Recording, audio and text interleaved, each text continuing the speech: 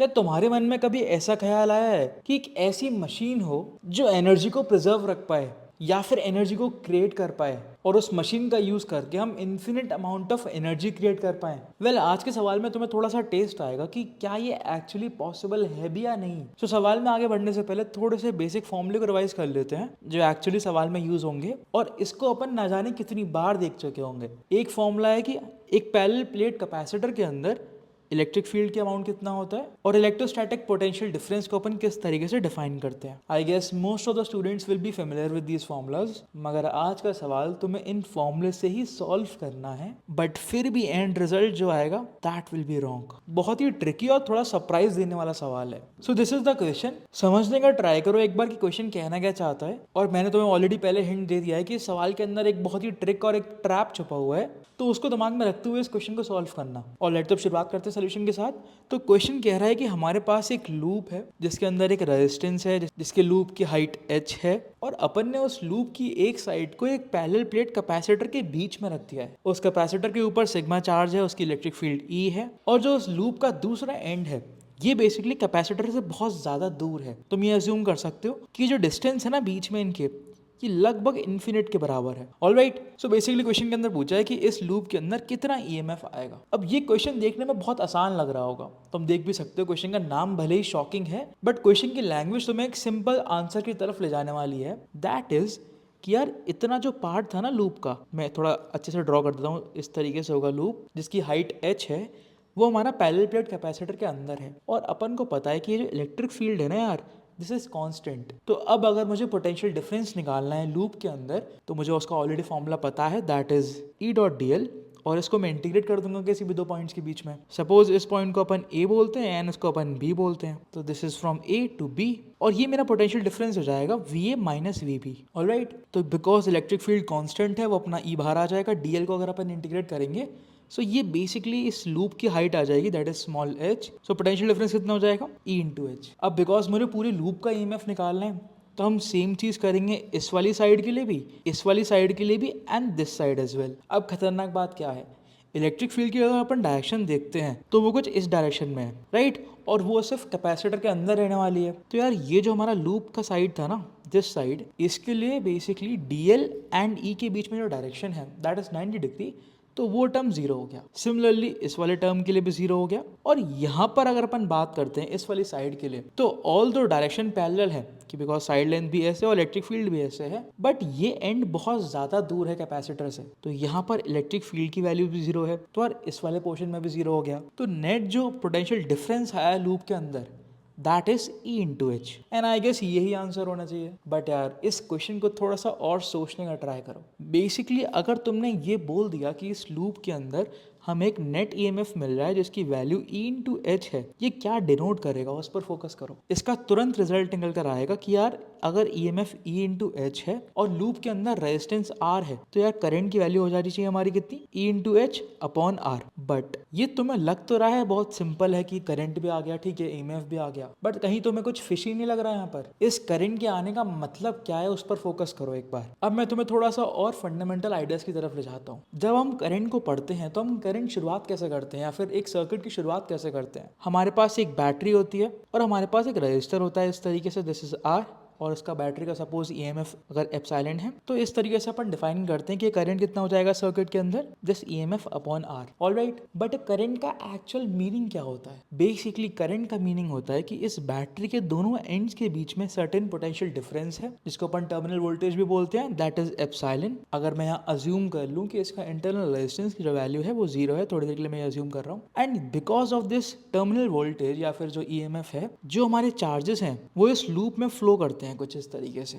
Right, कुछ ऐसे flow करता है, ऐसे ऐसे ऐसे वापस फिर इधर आ जाते हैं। अब इस फ्लो ऑफ चार्ज को अपन डिफाइन करते हैं एज करंट। बट ये फ्लो ऑफ चार्ज क्यों हो रहा है? जब हम बोल रहे हैं कि चार्ज फ्लो कर रहा है, दैट मीन्स उसकी कुछ काइनेटिक एनर्जी होनी चाहिए। तो ये चार्ज को काइनेटिक एनर्जी मिलती कहाँ से है? वो बेसिकली मिलती है इस बैटरी के पोटेंशियल डिफरेंस से या फिर इसके कंसिस्टेंट टर्मिनल वोल्टेज एप्सिलॉन होने से। बट उसका क्या मीनिंग है, वो कैसे वो मेंटेन हो रहा है? वो मेंटेन होता है बैटरी के अंदर जो केमिकल रिएक्शंस होते हैं, वो केमिकल रिएक्शंस की वजह से जो दो बैटरी के एंड होते हैं जिसको अपन एनोड या कैथोड या फिर कुछ बोल रहे होते हैं, उन पर कंसिस्टेंट पोटेंशियल डिफरेंस मेंटेन रहता है। और जैसे जैसे वो जो हमारे केमिकल रिएक्शंस हैं वो डाई आउट करना शुरू कर देते हैं, हमारी बैटरी की लाइफ या फिर एक डेड एंड आ जाता है। And because of this point हमारी बैटरी की एक सर्टेन लाइफ स्पैन होती है, जिसके बाद बैटरी इनइफेक्टिव हो जाती है एंड उसके बाद तुम्हें इतना करंट नहीं मिलेगा। दैट इज, इस पूरे का मीनिंग क्या है ये समझने का कोशिश करो कि यार एनर्जी जो है ना वो कहीं से हवा में नहीं आ रही है, वो एक फॉर्म से दूसरे फॉर्म में ही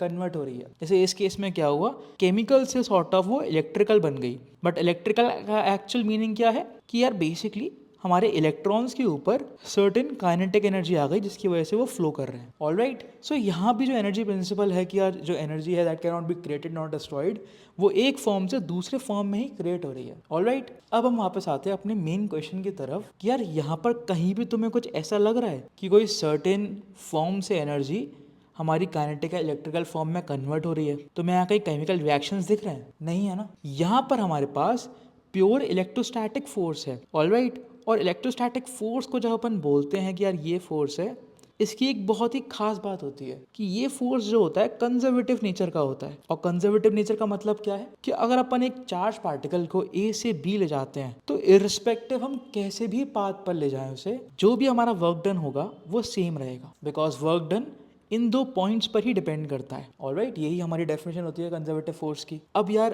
अगर ए और बी पॉइंट दोनों सेम हो जाए तो बेसिकली वर्क डन जीरो हो जाएगा। राइट, सो बिकॉज हमारे वाले केस में इस लूप के ऊपर सिर्फ कंजर्वेटिव फोर्स ही तो लग रहा था, that was our electrostatic force. तो इस पूरे लूप का अगर अपन ई डॉट डी एल करेंगे तो वो कितना होना चाहिए? That should be equal to zero. Got it? Because कहीं भी कोई भी एक्सटर्नल या नॉन कंजर्वेटिव फोर्स नहीं है, सिर्फ इलेक्ट्रोस्टैटिक फोर्स है।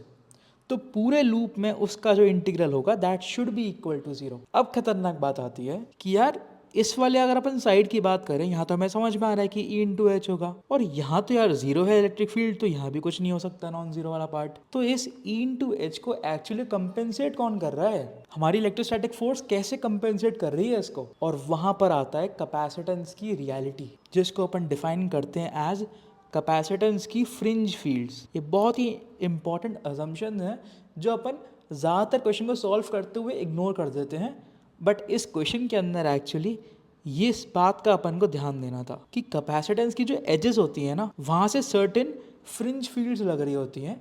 ऑल्दो उनका जो नेचर है that is electrostatic, but still वो फ्रिंज फील्ड्स जो होती हैं उस एज की वजह से उनकी जो डायरेक्शन है वो सॉर्ट ऑफ केओटिक सी हो जाती है, and because of this chaotic directions वो परपेंडिकुलर नहीं रहेगी इस लूप के साथ, एंड बिकॉज ऑफ दैट इस फ्रिंज फील्ड का इस तरीके से इलेक्ट्रोस्टैटिक वर्क आएगा जो हमारे ई इंटू एच वाले टर्म को एक्चुअली कंपेंसेट कर देगा।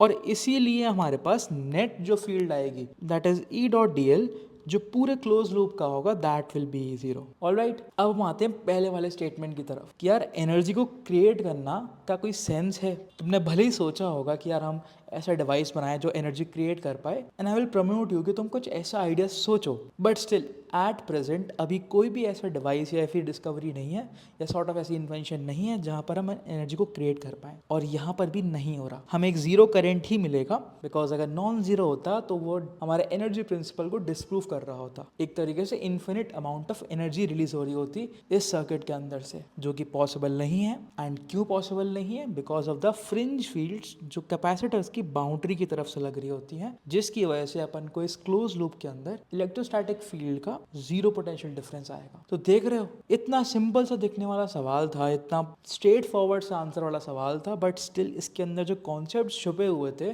जिनको हम कितनी बार इग्नोर कर चुके हैं, उन्हीं का यूज करके अपन को इस क्वेश्चन को सॉल्व करना था। ऑलराइट, आई गेस काफ़ी मज़ा आया होगा, काफ़ी यूनिक चीज़ जानने को मिली होगी। अब अगर तुम ऐसे प्रॉब्लम सॉल्विंग अप्रोच सीखना चाहते हो, ऐसे कॉन्सेप्चुअल क्लैरिटी लाना चाहते हो, तो ज़रूर चेकआउट करो हमारा SO60 कोर्स, जिसमें हम ऐसे ही माइन्यूट कॉन्सेप्ट्स को, ऐसे इंपॉर्टेंट कॉन्सेप्ट्स को डिस्कस कर रहे होते हैं इन्हीं बहुत ही यूनिक और इंटरेस्टिंग सवालों के साथ, जिससे तुम्हारे कॉन्सेप्ट्स में क्लैरिटी आएगी, जिससे तुम कंसिस्टेंटली रिविजन कर पाओगे, जिससे तुम्हारे जो बैकलॉग्स होते हैं इन कॉन्सेप्ट्स में वो क्लियर हो पाएंगे। Got it? उसका जो कोर्स का लिंक है that is in the description, वहाँ से जाकर तुम चेकआउट कर सकते हो। इसी के साथ अपन वीडियो को एंड करते हो, मिलते हैं फिर नेक्स्ट वीडियो में।